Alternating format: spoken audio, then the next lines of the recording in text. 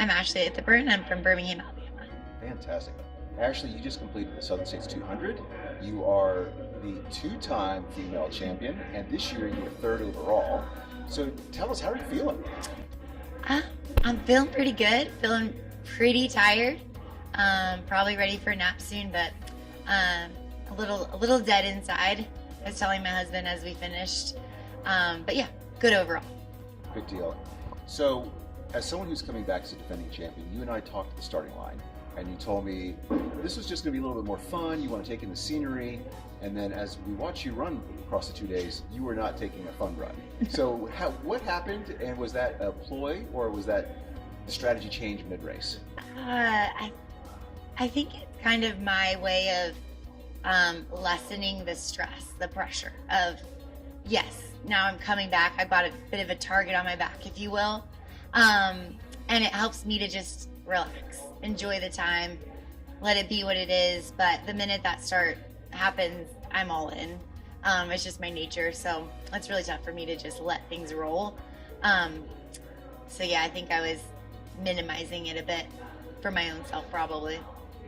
That makes sense. So this year, the women's race was really competitive.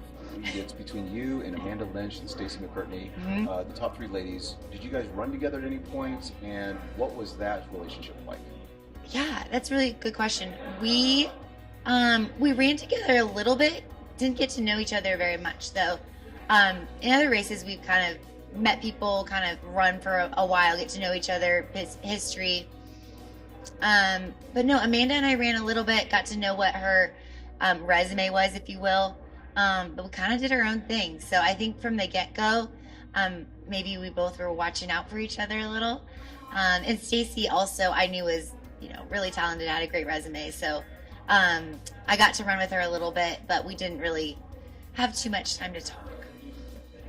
Watching the leaderboard through the night, we're trying to imagine what's happening out there. Obviously, we're not there.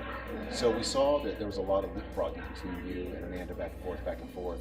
At what point did you decide, all right, I need to make a move, and I need to make it a concrete move to make sure she doesn't go back? Yeah. So it was Thursday. We were heading towards Coleman Lake. And I actually called my husband and I was like, she keeps being like a couple miles in front of me and I just don't know what I need to do. Like, I don't want to go too soon, but I don't want to wait and miss my chance. And he was like, she's half a mile away. It's now or never. So I pulled the trigger, and of course pretended like I was totally cool, comfortable. I was not. I was hurting just as much as she was. But it worked, and then I quickly told my crew we had to get right out of that aid station there at Coleman Lake. So kind of looked like we had it more together than we actually did, but it worked. That's awesome. Nothing against her, though. That was amazing.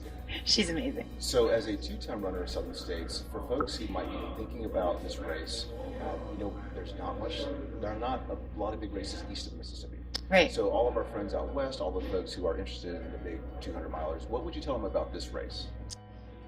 Yeah, that's a really good question. I actually was just telling Mary Jo this as well.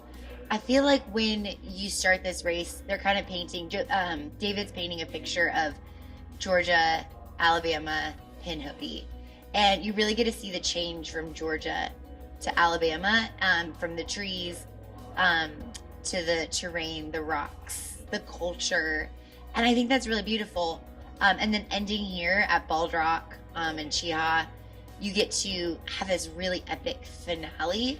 And it really, unlike any other race I've done before, you really get to kind of see this big, bold ending.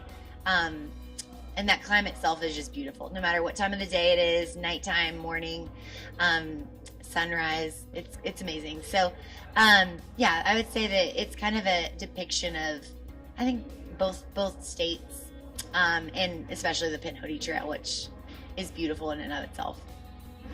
Perfect.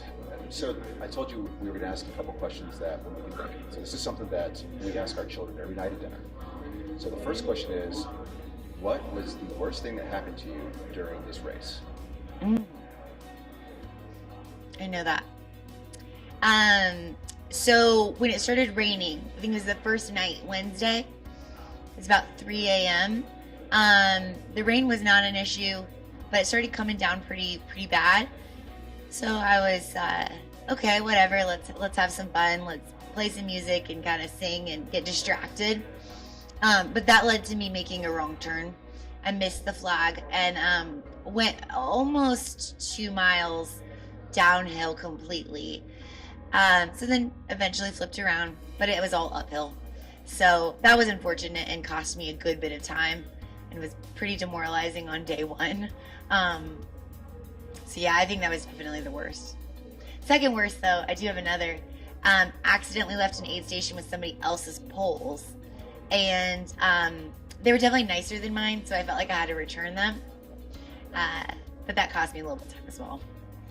Those are definitely notable. So part two of that three-part question is, what is the best thing that happened during this race? I would say two things.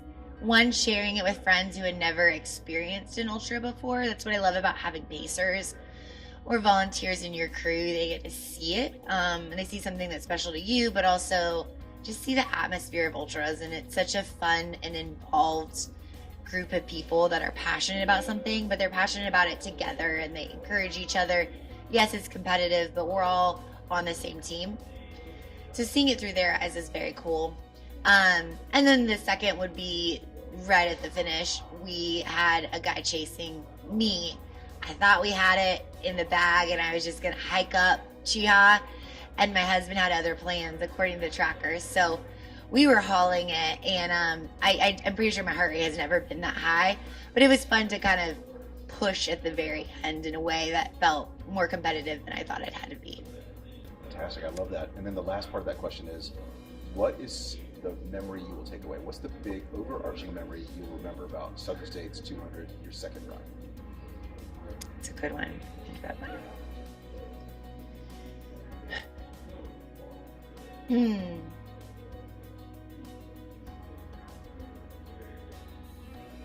I'm really tired. What do you think about this one? You might have to edit that one out. What do you think about this one? Being tired and on the spot because you get honest answers. I would say, for me personally, so this is one of the first races that I haven't run in a lot of groups. Oftentimes you click up with people and you kind of hang with them and you jump back and forth. This one, I think I was by myself a good bit. So there was a lot of highs and lows. And I think it kind of gave me time to really, one, reflect on the course itself and be a little bit more intentional with where I was, focusing on the trail, Pinhoti, which is just beautiful anyways. And I thought that was really cool. I also got to see, the beauty and then the real dark emotional parts. And then, on that same note, I think one of my favorite moments there was Pete, who's the photographer of the race. He's an amazing guy. And we were at the aid station right before the road section that's kind of infamous. Not a lot of people enjoy it, myself included. And I mustered up the courage to leave. I start walking down the road, and he comes by in his Subaru and is waving his camera. And you could just tell that I was really sad. And before I know it, he pulled over, jumps out, and starts running with me for almost a mile. And just, I think that kind of synopsizes ultra running anyways. But to see people stop what they're doing and say like, hey, I'm here for you. It was just a really special moment for me. And honestly, I think changed the second half of the race because I knew that he was supporting me, and I had the support of a lot of Birmingham friends here too, so doing it for them. What a fantastic memory. And then lastly, is there anything you want to say, anybody you want to give a shout out to, any final thoughts?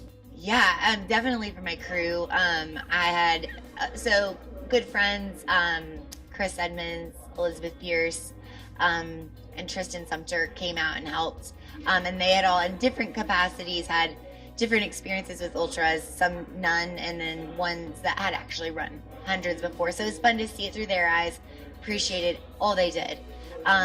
They literally dropped everything. But most of all, my husband, Matt, is an amazing teammate. He knows what I need before I need it, whether it's some kind of nutrition or, foot treatment or, pushing me up the mountain at the very, very end. He's right there, and he's, shoulder to cry on, but also will give me that kick in the butt when I need it. So, especially to him. Oh, and lastly, to Tasha's, because I think I say this to pretty much everybody that I run with for any given amount of time. Like, they're incredible asset to our Birmingham Trail community. And I don't think without what they do, I would be who I am, because these races really do kind of change you every time you do any version of any of them, no matter the distance. So very high praise, very kind of you to say. So Ashlie, second Southern States 200, second time, two-time champion. Congratulations! What Thank an you. incredible event. And lastly, your people are going to want to know: is there going to be number 3? Ooh. Yeah, that's a great question. I think I'm going to sleep on that one first, Alex. Does that sound okay? Absolutely. Thank you so much for your time. Thanks.